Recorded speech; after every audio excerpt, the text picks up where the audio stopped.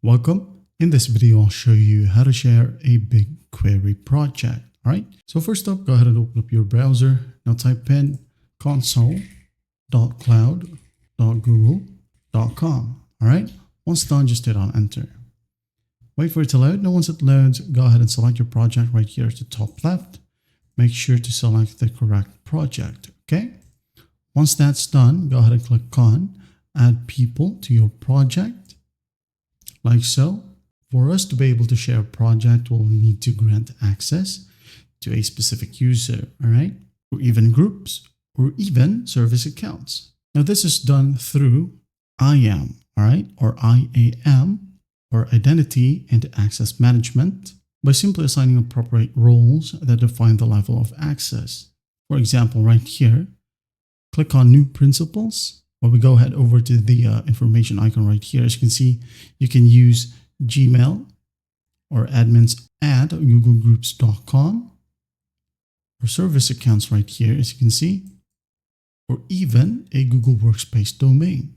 Right, for example, I'm just going to share it to my secondary account, like Made for Money right here, and then assign roles. Click on the drop down.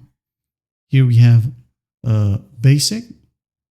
Just hover your mouse onto a by product or service, like so. As you can see here, we have a ton of options like billing, CA service, cloud asset. Maybe from basic right here, we have 4 options or roles, which is browser, editor, owner, or viewer. Let's say we grant the role of an editor. As you can see here, when we hover our mouse into a role, says here, the editor can view, create, update, and delete most Google Cloud resources. Say, for example, this one, we have conditions here as well. You can go ahead and click on it.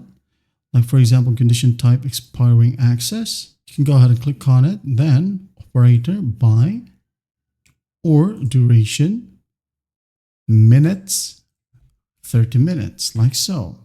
Expiring access. Hit on save.